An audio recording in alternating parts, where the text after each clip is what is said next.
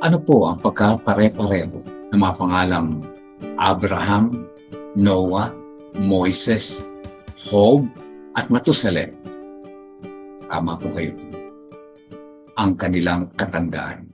Subalit sa kabila ng kanilang katandaan, sila ay naging makabuluhan at naging dakila ang kanilang buhay pagtanda.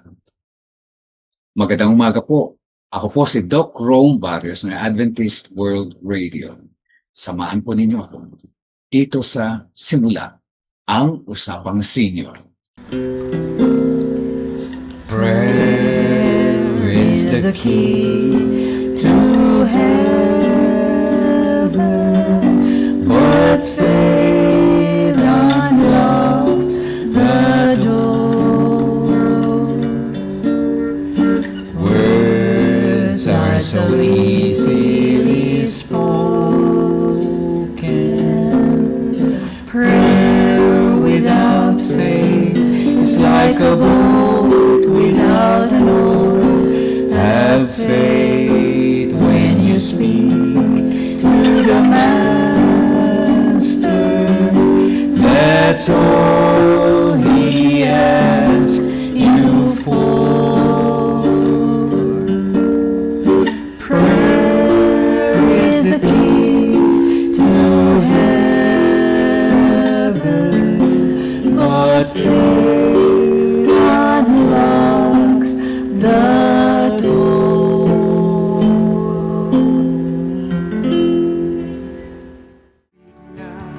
Walang baliw, pagpapalam, walang tigil. Dating pusong may hapis, ngayon'y umawi.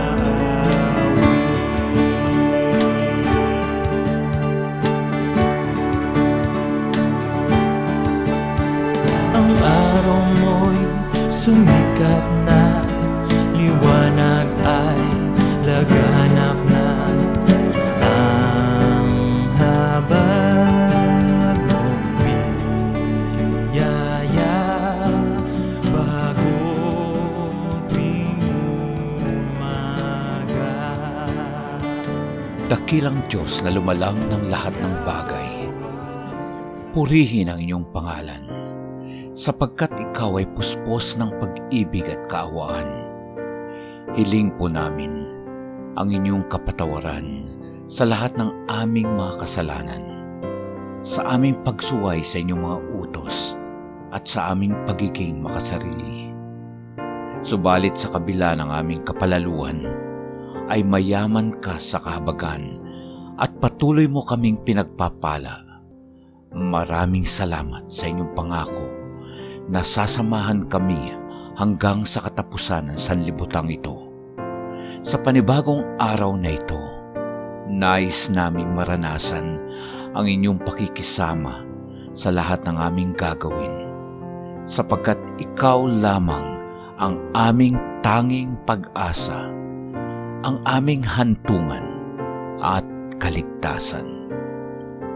Ito ang aming dalangin at umaasang inyong diringgin, alang-alang sa pangalan ng aming tagapagligtas na si Jesus. Amen. Isang magandang umaga po sa inyong lahat.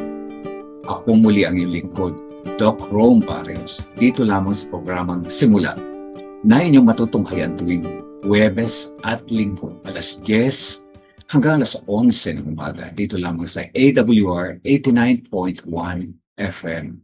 Welcome po at nais kong batiin ang ating mga taga-subaybay, lalo na yung ating madalas na nag-feedback sa akin na patuloy daw silang nakikinig, lalong-lalo na si Liovi Cabañez. Wow. Okay? Kayo din si Rebecca Ibora at Letty Sampang. Okay. Welcome po sa Simula, ang Usapang Senior. Alam ko mga senior na rin kayo. Kaya siguro sana ay marami kayong natututunan sa ating programa. At nais ko rin banggitin, of course, ang ating mga kaibigan, mga Pilipino sa ibayong dagat, yan, ayan sa abroad, USA. Particularly ang International Church of SDA sa Evanston, Illinois. Welcome po sa programang Usapan. Ang Usapang Senior, okay? At dito po ay nice din nating banggitin from Chicago rin ang lahat ng mga kaanib ng Naperville Remnant Philam Church. Welcome. At patuloy nating binibigyan ng pagbati ang ating mga kasamahan dito sa Silang Federation of Senior Citizens Association. Salamat po sa isang mawalhati o successful natin na year-end assembly. Okay, marami pong salamat at welcome sa ating program. Ang Morning View Senior Citizen Association, of course, particularly yung grupo ng aerobics. At ito ay ang team na ito ay talagang masugid nating taga-subaybay. Nice kung batiin sila Areli, Roger, Edna, si Nenet, andyan din, at si Boy, hello, at si Auring, si Tess, si Monina, ayan, kasama rin si Aurora Cabios, si Nympha, ayan, si Nida, at si Nanay Sebring. Kamusta po kayo? Si Leonor, Doris, Marlene, at marami pang iba. Welcome po muli sa ating programa ngayong araw na ito. Sana ay ano man ang iyong ginagawa, kung nasaan man kayo naroon ngayon, samahan po ninyo magandang kasama at kaibigan ang programang ito. At nice ko rin batiin, of course, yung aking brother na si Pastor Sam at Reyna Barrios and family na nasa Chicago, Illinois. Welcome. Kumusta kayo?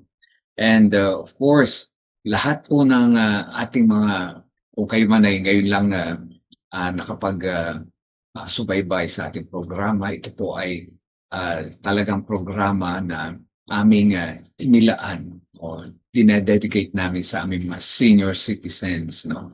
At bagamat, hindi kailangang senior ka para mo tunghayan natin programa ito sapagkat ito ay para sa buong pamilya at para sa buong sambayanan o sa buong bansa. Sapagkat alam ko, bawat isa sa atin ay may mga mahal tayo sa buhay. No? May mga magulang tayo, may mga lolo't lola.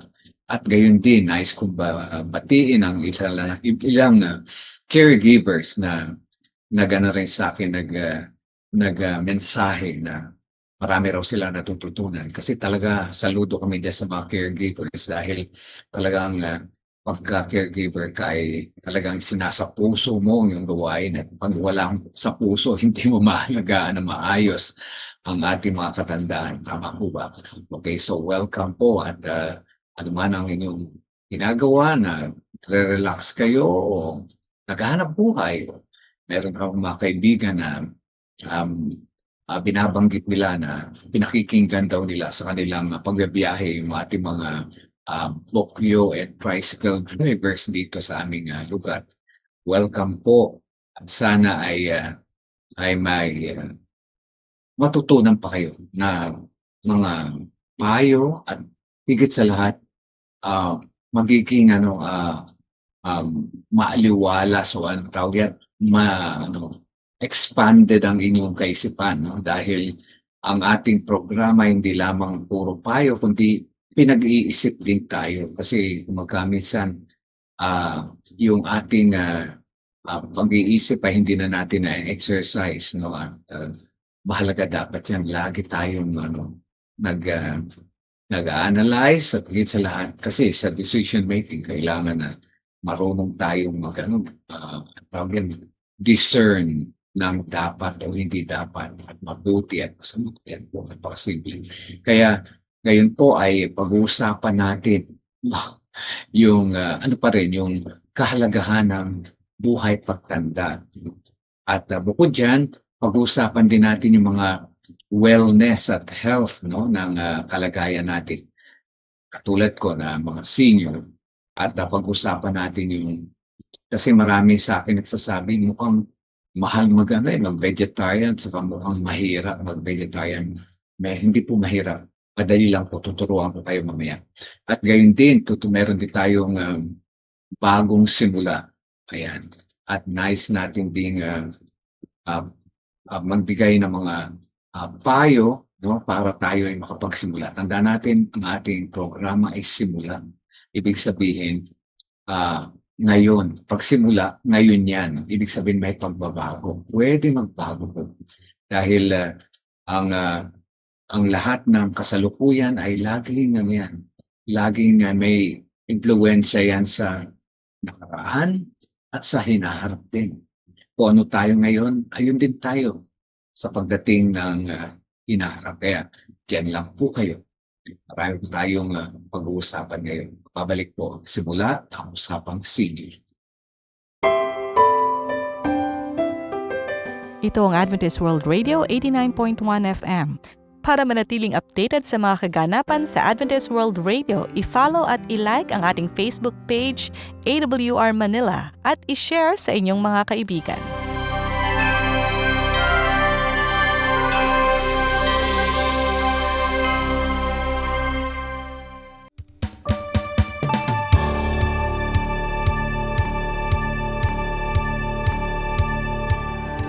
Muli pong nagbabalik ang programang Simula ang Usapang Senior tuwing Huwebes at Linggo, alas 10 hanggang alas 11 ng umaga. Dito lamang sa AWR 89.1 FM. Huwag po ninyong kalilimutan, meron na po tayong Facebook at YouTube channels. At ang just type Simula Usapang Senior, at huwag niyo kalimutan mag-subscribe at mag-like at mag-share.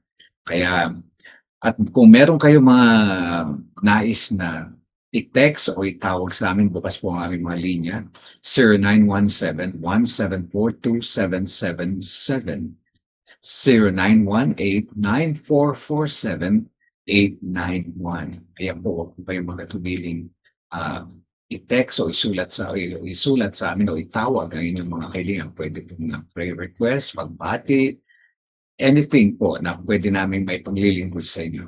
Bukas po ang ating programa. At ngayon po, nasa panahon tayo sa ating segment ng Senior Wellness. At ito yung lagi kong ipinapayo. Hindi naman ako napapayo. Lagi ipinapayo ng dahil base sa pag-aaral ng mga doktor at sa mga ating mga tawag natin mga health and professionals, ang malusog, no? Para tayo magkaroon ng malusog, kahit ano pong edad natin, hindi necessarily senior lang, ay makukuha, no? Ay batay sa ating mga kinakain. Kung ano po yung ating pinapasok sa ating mga bibig, ayan po yung pinaka challenge sa ating kalusugan. Kasi lahat ng kakainin daw po natin o iinumin ay may consequences yan sa ating mga pangangatawan, sa ating mga internal organs at sa ating total na kalusugan. Kaya ang isa sa talagang pinapayo ay yung kumain ng gulay.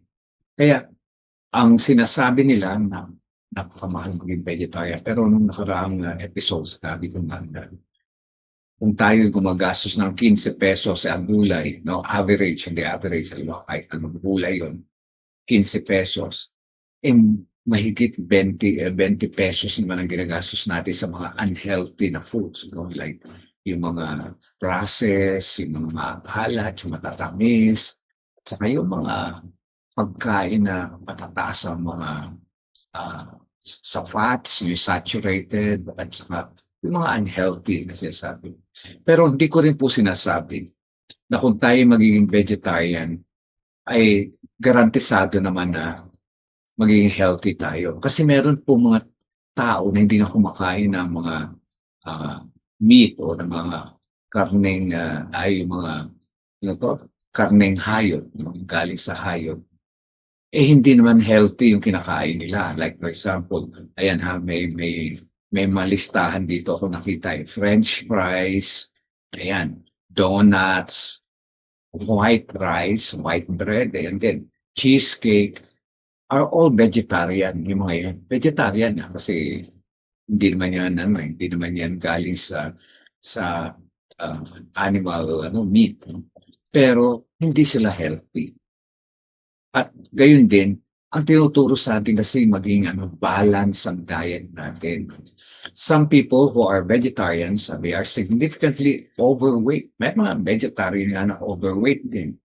O dahil tama nga, hindi ka sila kumakain ng laman ng karne. But they are, sabi rito, and many vegetarians have high cholesterol level. Matataas din mga cholesterol lang because they eat too much of cheese, butter, eggs, and deep fried foods. Ibig sabihin yung mga pagkain na punong-puno ng taba at saka ng cholesterol. Yan.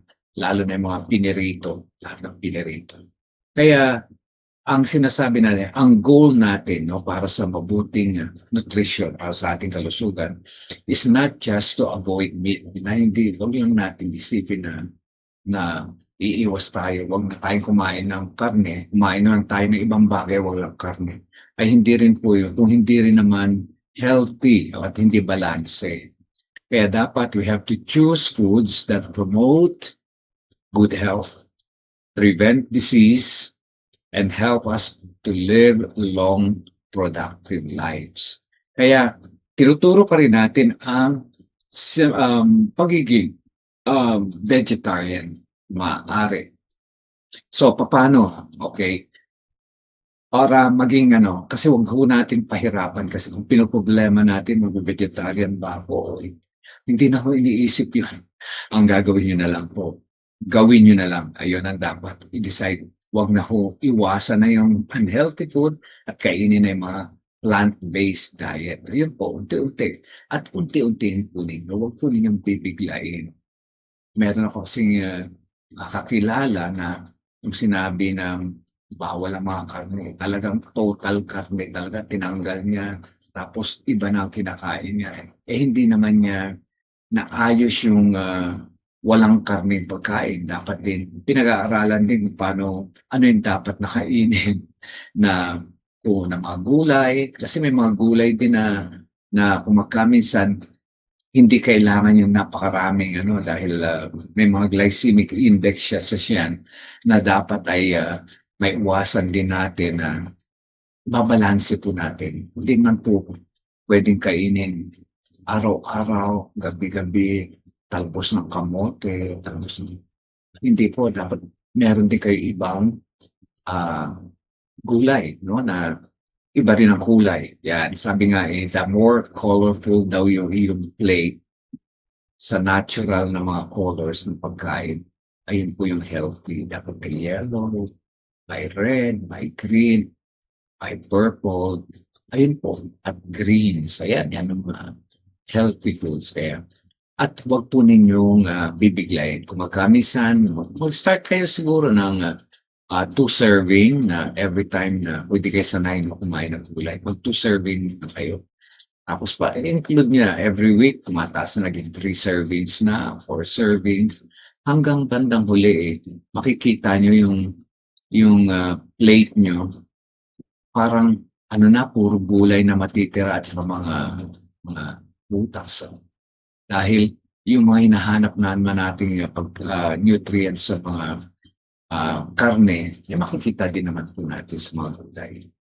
Pero safe po ang gulay kasi hindi punong-puno po ang gulay ng fiber tsaka antioxidant. Hindi po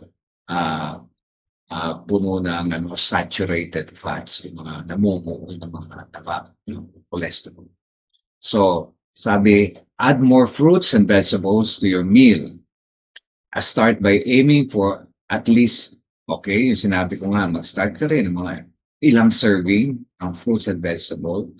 Dati, makain ka lang isang pirasong papaya, o sa susunod, doblehin mo na hanggang 3 mo na, Tapos pati may iba ka pa rin servings na ibang mga klase.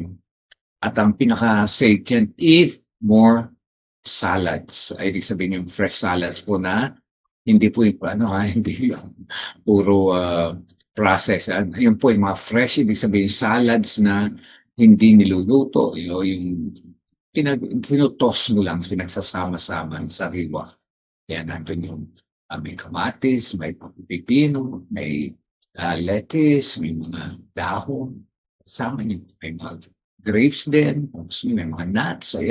Ayan po, mas healthy po yan kaysa maraming kanin at saka maraming karne na baka po hindi maging balanse yung pagkain. Make variety, sabi dito, vegetable soups. Ayan, sopas, maganda rin dahil safe yan. They're especially good, especially anytime of the day. Kaya malamig, kaya mainit, kaya agahan, kaya hapunan, tanghali. Lagi po may soup na vegetable. Yan, dapat meron mga ang paboritong vegetable kasi may mga celery at saka may sibuyas, pinakukuluan lang, alam mo, tapos wala ka na ihahalo nga. Minsan very na lang, minimal na lang yung ibang gulay. Pero napakasarap na soup yan. Pagka meron ba ng celery, sibuyas, or some tomatoes pwede rin at samahan mo ng mga ibang mga gulay, beans, something. And then make at least half of the grains you eat. Ito naman, pag kumakain ka ng mga grains, ibig sabihin katulad ng mga bigas, yung mga buto, kinakailangan daw whole grains, ipalit mo ng whole grains, hindi yung mga harina na, okay? Kasi na-process na yun. Of course, ang harina, galing din naman siyempre sa mga soya, mga beans din yan, pero na-process na po yun. Sa halip na kumain ka ng starchy and ng mga pagkain, kumain ka na ng mga sariwa, ng beans, mga lentils, legumes, ayan po. And make at least half of the grains you eat, whole grain talaga. O kung rice man, dapat brown rice. Alam niyo yung whole grain na yan pala. Pag-usapan natin sandali yan, yung whole grain. Paano nga ba mapipili ang whole grains? Ano nga ba ang whole grains? Ang whole grains po, ay ito yung mga buto o mga binhi, na may hindi naaalis yung mga original parts. Ang ibig sabihin, nandun yung tatlo yan the bran, the germ, and the endosperm. Yan. Bran, germ, endosperm. Kasi yung bawat butil, halimbawa kumuha kayo isang butil ng bigas, meron niyang bran, yung labas. Kaya yung unpolished rice, kaya healthy yung unpolished rice kasi hindi naaalis yung outer covering na kapag ang bigas puting-puti na, ibig sabihin na alis na yung bran, yung pinaka-talukap niya. And then the germ, nandun din yung sa tawan. And then the endosperm, yun naman yung sa gitna, yung pinaka, core.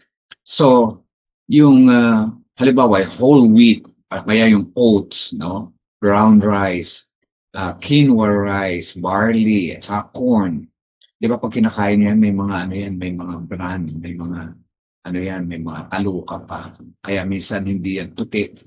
O, di ba kaya nga brown rice, ibig sabihin, hindi naalisan ng balat. Which are linked to lower risk of chronic diseases like heart disease, stroke, and diabetes, making them key component of a healthy diet. Ibig sabihin, hindi kagad na-absorb. Kasi pagka white ang rice daw, nagiging sugar, naging carbohydrates yun. Nawawala na yung talagang nutrients. Pag ang bran kasi, yun yung fiber-rich outer layer containing B vitamins and minerals. Tapos yung germ, the nutrient-packed core with healthy fats, vitamin E and antioxidants. Ayun naman yung sa germ. And the endosperm naman, ayun naman yung starchy central part with carbohydrates and some proteins. Kaya dapat wag. Kaya ano yung mga whole grains na mga pagkain, cereals, okay, brown rice, wild rice, ayan. At saka yung pagpasta, you look for whole wheat, okay, and whole grain pasta. Pagka naman sa wheat products, ayun naman yung bulgur, ito naman yung whole wheat, and other popcorn or whole cornmeal. Okay. So, ano ang benefit again? Rich in nutrients, fiber, vitamin B, iron, magnesium, protein, and antioxidants. Kaya yun po, kailangan nating kumain ng whole grains. At higit sa lahat, legumes. Ito na. Ano naman itong legumes na to? Ito naman yung mga buto, no, na napakahalaga. Like, pinaka-common sa atin yung munggo, di ba? Yung munggo beans. Okay. Ang mga legumes, okay, ay sabi dito kung ano ang mga legumes. Edible seeds or pods. May pod from plants in the pea family. Yan. Including common foods like beans, lentils, peas, chickpeas, soybeans, and peanuts. Okay. Kaya nakilala yan, no? Yung beans, kidney beans, black beans, ang dami yan. Iba, pinto, navy, lima, adzuki, faba, yan mga. Right. And then lentils, meron din tayong green, red, brown. Tapos ang mga peas naman, green peas, okay, we have chickpeas or garbanzos, yan. Pangalan niya. Soy products, soybeans, at saka tofu, tempe, ayan po yung mga soy products. At kasama rin dyan ang peanuts, at saka lupins, carrot. Kaya ayan po yung mga dapat na isasama natin sa ating diet. Kaya tanda natin, hindi lang po kailangan huwag kakain ng karne. Ang kailangan po, tama po yung kinakain naman natin na hindi karne, balanse. Kaya tanda natin, hindi po mahirap mag-vegetarian at huwag na po natin problemahin kung magbe-vegetarian tayo. Hindi, huwag niya po isipin yung vegetarianism. Isipin niyo na lang healthy ang dapat yung kinakain, which means plant-based.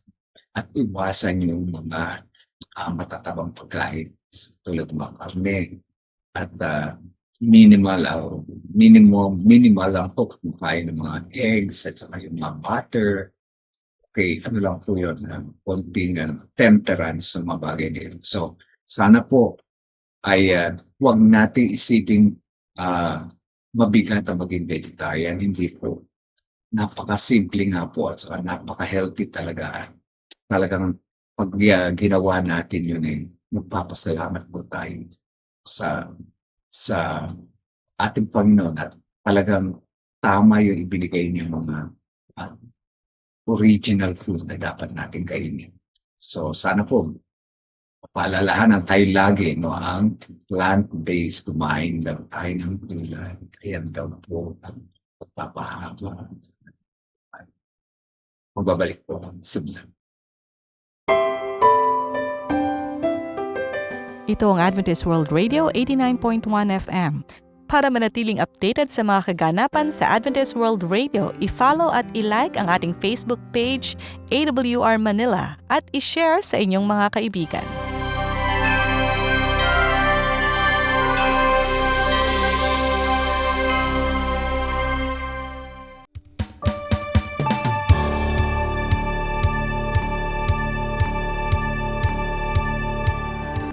Purihin ang Panginoon at tayo muling may pagkakataon upang mag-aral o na madagdagan nating kaalaman tungkol sa kanyang banal na salita. At tayo pag-usapan natin ang continuation actually ng God's formula of happiness. Nung una, pinag-usapan natin yung kanyang mga tinatawag na boundaries, no? Na ibig sabihin, may boundaries tayo kung gusto natin ng tunay na happiness o kaligayahan. Ang ibig sabihin ng boundaries, may limitation, hindi natin pwede lang pasan yung boundaries din ng iba. Kung tayo may karapatang lumigaya, ang ibang tao may karapatang lumigaya, kaya hindi natin pwedeng maapakan yung kanilang mga karapatan din lumikaya. Kasi kami sa sobrang ligaya, hindi natin alam na nakakasakit na tayo sa ating kapwa. Kaya tinuturuan tayo ng Panginoon na sundin natin yung kanyang 10 utos. No? Ang unang utos ay yung huwag magkaroon ng ibang Diyos sa ating pinag-usapan natin. At ang pag-usapan natin yung second commandment. No? At ito yung the second commandment says, you shall not make yourself an idol. You shall not bow down to them or worship them. Ang ikalawang utos po natin, Panginoon, ay karugtong ng kanyang unang utos, huwag magkaroon ng ibang Diyos sa aking harapan. Tanda po natin na ibinigay ang 10 utos sa bayan ng Israel sapagkat nalimutan na nila na sambahin ang tunay na Diyos. At yung iba po ay hindi lang basta nalimutan. Ang ginawa pa nila ay nag-ukit pa sila, gumawa pa sila ng mga tinatawag nilang images or Diyos-Diyosan. So the second commandment, sabi dito, this commandment, sabi, God tells us to worship Him directly. Okay? Diretso raw. And what a divine invitation. We need not come to Him through images created by human hands. Ano po? Huwag daw tayong lalapit sa Kanya sa pamamagitan, dadaan pa tayo sa mga imahen na ginawa ng kamay. Naalala ko yung aking kaibigan na nangatwiran. Sabi niya, hindi naman, kapag naman kami ay nananalangin sa rebulto, sabi niya, hindi naman namin Diyos naman ang iniisip namin. Okay? Ano po sa tingin nyo? Ano po ang dapat sa ito? Dahil ay ni-imagine naman daw nila na ayun ay Diyos. Ang tanong kasi rito, bakit mo kailangan pang mag-imagine na isang bagay na ginawa ng kamay? Sabi kasi dito ginawa ng kamay na doon mo pa dadaanin ang samba mo sa tunay na Diyos. Samantalang ang Diyos, ang tunay na Diyos ay walang kapintasan. Ibig sabihin, hindi mo pwedeng gamitin ang Diyos sa isang bagay na ordinary. Kasi ang Diyos ang gumawa ng lahat ng bagay, siyang pinakamataas. Bakit po kailangan pang dumaan sa gawa ng kamay? At ayun nga ang nangyayari. Kaya yung pangangatwiran para sa akin na kapag daw naman humaharap sila sa mga, halimbawa sa larawan o sa mga imahen, Diyos naman daw ang iniisip nila. Pero sabi ng Panginoon, ako ang tunay na Diyos na hindi mo kinakailangan ng tumaan kung saan-saan, pwede nang diretso sa akin. Sapagkat ang kamay ng Diyos ay diretso rin sa atin. Diretso, open siya. Kaya dito nais nating bigyan ng emphasis na God tells us to worship Him directly. At ito nga the God of the universe, the creator of the sun, moon, and stars, the one who set the brooks singing and the rivers, this God says, come and worship me. My heart is open to you. My arms are graciously extended to receive you. Diba? Kaya wala na po tayong dapat na daanan para kung gusto natin lumapit sa Panginoon, we can go directly sa Panginoon. Direct na walang maaring humadlang. Yun po. Dahil ang Diyos ay diretso rin sa atin. Pagka deal din sa atin ang pag-uusap ng Panginoon. Kaya dito nga, sinasabi nga may binabanggit sa banal na kasulatan tungkol sa mga idols, Ito ay mababasa natin to sa Psalm 115 verse 4 to 8. Ito ay mabasahin ko sa Ingles, Sa Salmo 115 verses 4 to 8. Sabi, they have but their idols are silver and gold. They have mouths, but cannot speak, eyes, but cannot see. They have ears, but they cannot hear, nor is there breath in their mouths. Those who make them will be like them, and so will all who trust in them. O, diba? Kaya nga, may mga bibig, may mga mata, pero hindi naman sila nakakasalita at hindi rin kayo nakikita at hindi rin sila makagagalaw. Okay. So yun po. Kaya napakahalaga nung bagay nito na thou shall not have no other gods at saka thou shall not make unto thee itong number 2 na commandment na thou shall not make yourself an idol. At alam niyo, in-extend natin ang idol na ito. Anything na nag-hamper o humahad lang sa atin, no? Sa paglilingkod at sa pagsasamba natin sa Panginoon. Ayun ay isang idol din. Ibig sabihin, yung para rin equivalent sa images, no? Na ipinapalit natin sa ating Panginoon. Kaya nais nating i-emphasize dito na God, ang creator ng langit at lupa, is a personal God. Personal, ibig sabihin, pwede tayong lumapit anytime. Pwede natin siyang atawagin sapagkat naandyan siya lagi, anytime. Omnipresent, andyan siya, omnipotent, makapangyarihan, at omniscient. At talagang sa kanya ang lahat ng karunungan at kapangyarihan. Kaya, tanda natin, thou shall not make unto thee any graven image or any likeness. Sabihin mo.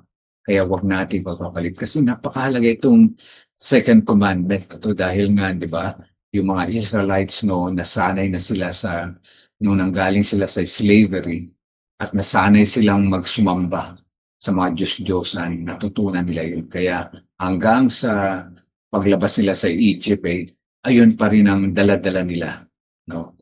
Na ginagaya nila. Kasi nga, umpisa ng magkasalang tao, ang sinasamba nila ay hindi yung manlalalang diretsyo. Ang sinasamba nila ay yung gumawa ng mga bagay-bagay na yan. Bakit? Yung mga santo, o saan pagaling nilalang lang naman ang loop ng Panginoon ang halaman, puno, di ba? Halimbawa, kahoy, o yung lupa, sino ba lumalang ang lupa? Bakit pa natin kailangang dumaan sa mga bagay na nilalang, samantalang ang manlalalang ay laging bukas ang kanyang mata, kanyang puso, ang kanyang palad sa atin, at lagi tayong kailanman ay hindi niya tayo pinababayaan.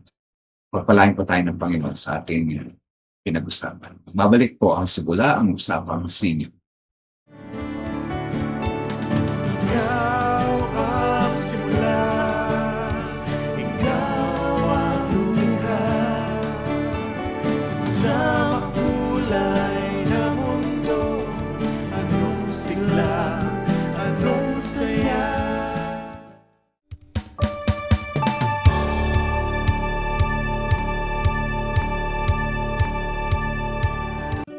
Muli po nagbabalik ang programang Simula, Usapang Senior dito sa AWR 89.1 FM. Ako po si Doc Rom Barrios at aking kayong welcome kayo sa ating segment ng Bagong Simula. Ito po yung natawag natin new start or new beginning. Ayan. Pag-aralan natin yung aking pambungad actually na pinag-usapan. Ano po ba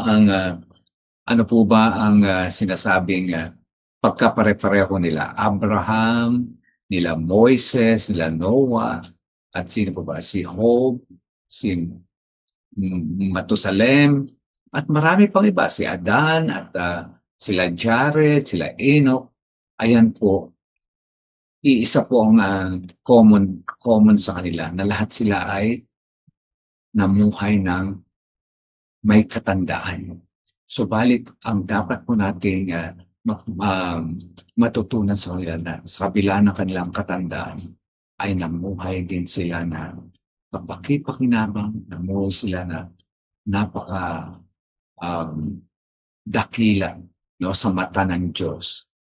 No, nagkaroon sila ng buhay, dakilang buhay katandaan.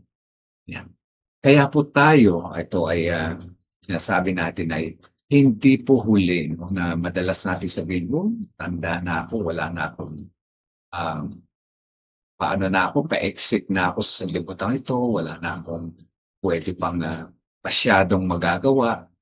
Hindi po totoo yun. Sapagkat po, kung ating pag-aaralan, yung mga patriarka natin, no, yung mga sa banal na kasulatan, sila po ay naging dakila at the age of 80 and above. Like Moses, nung nilid niya yung mga Israelites sa pagtungo sa Promised Land, no? From the wilderness, ay na po sila, mga kung tutusin, equivalent na sa atin yung 80 years old, gud na yun, no? Di ba? Yan ay yan. Pero sa mata ng Panginoon ay naging kapaki-pakinabang ang kanilang pagtanda. Kung titingnan natin yung mga edad nila, no? Like for example, si Adam, 930 years old. Okay. Si Noah, nabuhay ng 950 years old. Si Abraham, 175. Si Job, o si Job, 210. Naalala niyo yung asawa ni Abraham, si Sarah. Okay? 'Di ba? Si Sarah ay menopausal na nung sinabihan siya na siya ay magkakaanak. Kasi pinangako kay Abraham na magkakaroon ka ng maraming binhi. Kaya abay nagtandaan na sila. Si Abraham malapit ay 100 na mahigit. Tapos si Sarah ay 90 years old na. Sinabihan sila na magkakaanak sila. At ayun nga yung si Isaac. Kaya nung sinabihan siya ng anghel na magkakaanak siya, tumawa siya, no? Napatawa siya na parang tingin niya napaka-imposible naman yun kung kailan na tumanda. So, at alam niyo ba, wala posible sa Panginoon. Kaya doon nagsimula si Isaac, no? Na kanilang anak ni Abraham. Sa mahabang panahon nag-anak sila. At doon nagsimula yung binhi, no? At higit sa lahat, tayong lahat ay binhi ni Abraham. Kasi dami raw ng bituin at sa buhangin sa paragatan ang lahi. Tama po, kasi siya ay man of faith talaga. Kaya wala pong imposible. Kaya dito, meron tayong sa ating buhay ngayon. Posible po ba na magkaroon pa rin tayo ng kahalagahan kahit na tayo old age? Ayan pong wag nyo pong aalisin sa kaisipan nyo, sapagkat kahit po anong edad natin, lalo na pag old age na tayo, ay napakarami po naman tayo magagawa, sapagkat ang Panginoon hindi pa tapos atin. Kaya tayo nabubuhay. Ibig sabihin, meron pang panukala ang Panginoon sa atin. Marami pa tayong gagawin. Hindi pa tapos nga. Kaya, okay, nais kong magbanggit ng ilang mga tingnan natin, ang mga contemporary na mga tao na naging kapaki-pakinabang at naging dakila sa kanilang katandaan. Nais kong bumanggit. Actually, marami akong listahan. Pero banggitin natin yung mga tumanda na. Okay? Saka sila naging successful. Although, sabi pa nga rito sa article na ito, yung mga they started bad but ended good. May good ending sila. Number 1, si Ludwig van Beethoven. Kilala niyo yung composer niya yan. Sabi rito, alam niyo pala itong si Beethoven, no? His teacher called him hopeless as a composer. Pero he wrote the greatest music after he was deaf. Kung kailan siya nawala ng pandinig. Kaya ganyan din si Enrico Caruso, kilala niyo ba yun, yung tenor, yung greatest tenor, wanted him to be an engineer. His teacher said he had no voice and could not sing. Well, sinabihan pa siya na wala siyang boses, tapos hindi pa siya makakanta. Despite their yung paghuhusga sa kanila, negative. At gayon din si Thomas Edison, the father of over 1,000 invention, was judged by his teachers as too stupid to learn anything. His mother took him out of primary school and taught him at home. So, nanay niya nagturo sa kanya dahil ayaw sa tanggapin ng eskwelahan. Pero naging greatest inventor of all time. Si Albert Einstein, one of the geniuses of modern atomic physics, did not speak until he was 4 years old. Imagine you. And did not read until he was 7. His teacher described him as mentally slow, unsociable, and adrift forever in his foolish dreams. Ayan. Si Louis Pasteur, the biologist who revolutionized ideas about medicine, was only a mediocre pupil, ranking 15th out of 22 in chemistry, pero naging founder sa biology, si Louis Pasteur. Okay? Si Leo Tolstoy, ang author ng War and Peace, flunked out of college and was described as both unstable and unwilling to learn. Imagine. Si Henry Ford, since pinakamayaman, and failed and went bankrupt 5 times before he finally succeeded. Yan. Si Alexander Graham Bell. Yan. Invented a telephone in 1876. The American president of the day. Okay.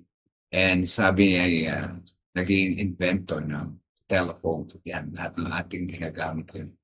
And then another one, Franklin Roosevelt, ito yung one of the American's greatest presidents, was paralyzed by polio at the age of 39, and yet he went on to become the only American president that served 4 terms. Diba? Kita nyo yung sila yung mga bad starts but good ending na mga karanasan. Okay. At ito pa, si Immanuel Kant, ayan, 74, when he wrote his deepest philosophical works, naging sa larangan ng psychology, Immanuel Kant at saka philosophy. Si Verdi, ayan, yung composer ng Ave Maria, yung opera, hindi ko alam kung opera, at 84 years old niya nagawa yun. Si Goethe naman, at 80, when he completed the famous novel Faust. Si Alfred Lord Tennyson was 80 when he wrote Crossing the Bar. Yan. Ang sculptor na si Michelangelo, his greatest work at 87. Okay. Kanyang mga magaganda, maestro, obra maestro, ay nagawa niya at age 87.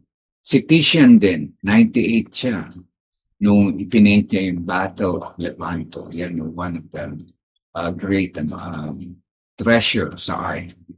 At si Chief Justice Holmes, and at 90 still wrote brilliant opinions. Ayan sila.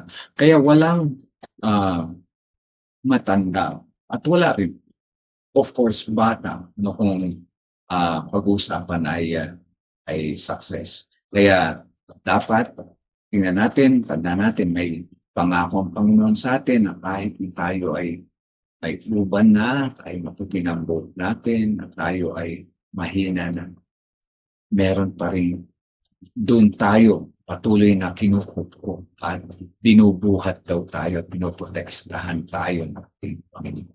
So, sana po, ayan ang maging bagong simula natin. No? Na yung kanilang mga inspiring stories na yan, ayan din ang ating magiging bagong simula. Magbabalik po ang simula sa pangsing.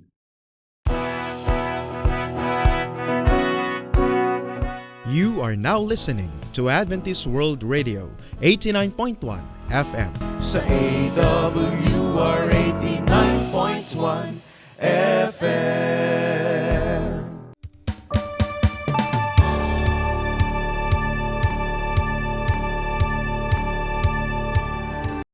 Pagpalain po tayo ng ating Panginoon at dumako na tayo sa ating prayer circle. Ngayon po ay napakahalaga po na ang panalangin na tinuturo ngayon sa umaga dapat bago raw natin harapin kung sino mga tao, harapin muna natin i-meet muna natin ating Panginoon sa ating panalangin at lahat ng ating gagawin bago tayo umarap sa ating daily task ay kinakailangan nakaharap na muna natin ito, Panginoon. Kaya ngayon po ay tayo po'y mananalangin at meron tayong mga request dito na patuloy natin idalangin.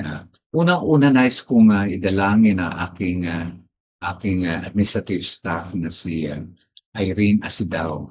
Ma'am Irene, pagaling po kayo at alam ko ay nagkaroon kayo ng konting aksidente. Sana po ay magpatuloy na po ang paggaling po ninyo. At gayon din si Bing Sendanya sa kanyang magpapagaling din galing sa kanyang operation. Si Nelson Ganyola at Levi Ganyola sa kanilang recovery sa kanilang operation. Dadalangin natin ang siblings na sina Samantha at Jordan Pasa. At meron ding healing for Ami Foliante, Madel Decano, Samuel Patalino. At ang ating mga kaibigan sina Wilene Lorenzo at Gemma Molina. Palain po tayo. Natin Panginoon, huwag po kayo mag-alala. Wala pong imposible sa Panginoon. Basta po ay manampalataya lang po tayo. At of course, marami rin ang iba pang mga kasamahan. Si Nedly, natin na gusto ilangin, Nedly, Erin Nicolas. At kung kayo man po ay merong nararanasan kayo ng mga karamdaman o ano man ang inyong suliranin, huwag po kayong magtubiling lumapit sa ating Panginoon. Bukas po lahat, ibuksan po natin ating puso. Sabi niya, kung sino raw ang tumatawag sa kanyang pangalan, ay maliligtas at kayo po ay gagaling. Kaya po tayo po ay manalangin. Mapagpalang Diyos na ang tahanan niya sa mga langit, ang may-ari ng aming mga buhay. Patuloy kaming lumalapit sa inyo na may pagpapakumbaba at may pananampalataya at nanghahawak sa inyong pangako kailanman ay hindi. Tanging-tangi ngayon po sa oras nito na dalangin namin si Irene Asidao sa kanyang papagaling, si Vincent Daniel, Nelson Ganyola at Lev Ganyola. Gayon din si Nedly Erin Nicolas, Samantha Jordan Ocas.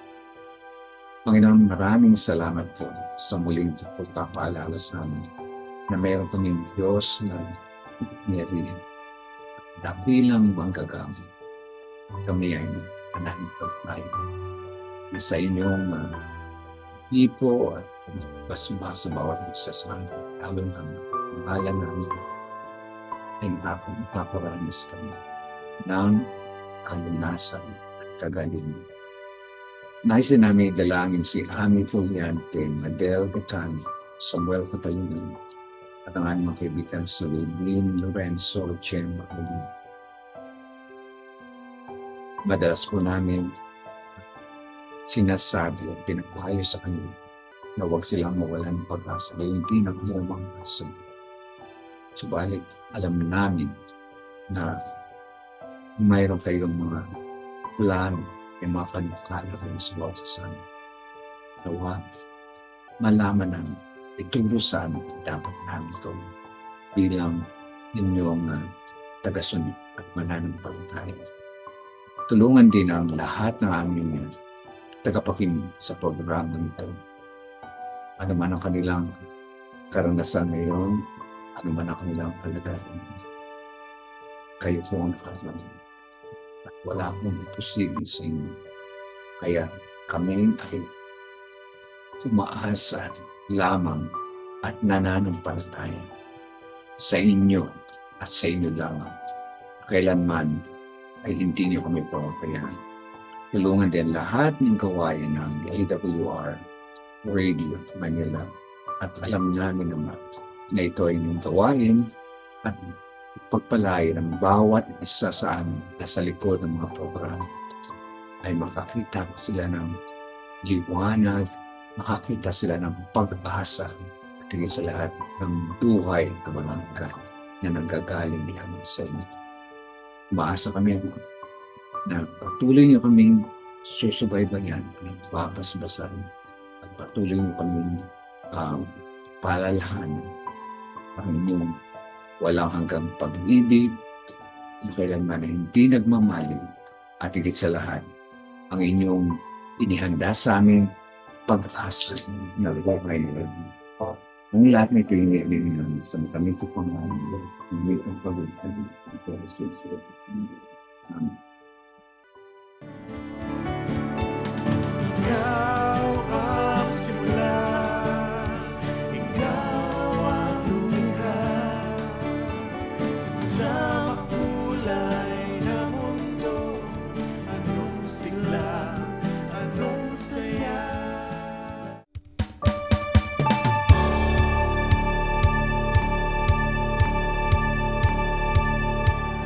Ayon sa banal na kasulatan sa Matthew 6:33, ganito pong sinasabi. Ngunit hanapin mo na ninyo ang kanyang kaharian at ang kanyang katwiran at ang lahat ng mga bagay na ito ay pawang itaragdag sa inyo. Maganda pangako po yan na kung gusto natin magkaroon ng mga pagpapala, magkaroon tayo ng tagumpay, ayan pong lahat na yan ay karagdagan lamang. Tandaan natin, dagdag lang po yan. Ang mahalaga po ay hanapin muna natin ang ating Panginoon, kanyang katwiran, gawin muna natin ang kanyang kalooban. At lahat po yan idaragdag sa atin. Kaya sana po ay matutunan tayo sa ating programa ngayon. At nais ko pasalamatan ang mga sumusunod para sa ating naging bahagi dito sa ating broadcast. Maraming salamat po, Pastor Nerio Carranza, ang aming pong station manager sa AWR Manila, si Andy Joaquin. Nais ko rin pasalamatan si Riz Añonuevo, okay? At si Jonah, thank you Jonah, ang aming mga staff na sina Wilmer Estrito, Irene Asidao. Of course, nais din natin pasalamatan ang ating mga supporter na patuloy na dinadalangin tayo, na si Pastor Sam at Reyna Barrios. Maraming salamat sa inyong pagsuporta sa programa ito. At higit sa lahat, sa inyo po na patuloy na sumusubaybay. Sana po ay muli kayong sumubaybay sa darating ng Huwebes at Linggo, alas 10 hanggang alas 11 ng umaga. Dito lamang sa AWR 89.1 FM. At ako po si Doc Rome Barrios. Papasalamat at laging sinasabi na ang biyaya at awa ng Diyos ay bago tuwing umaga. Kaya lahat tayo ay may pag-asa. Lahat tayo ay may bagong simula. Hanggang sa muli po, magandang umaga sa inyong lahat.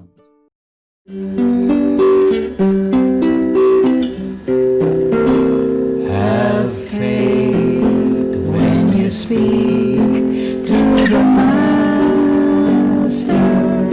Prayer is the key to heaven, but faith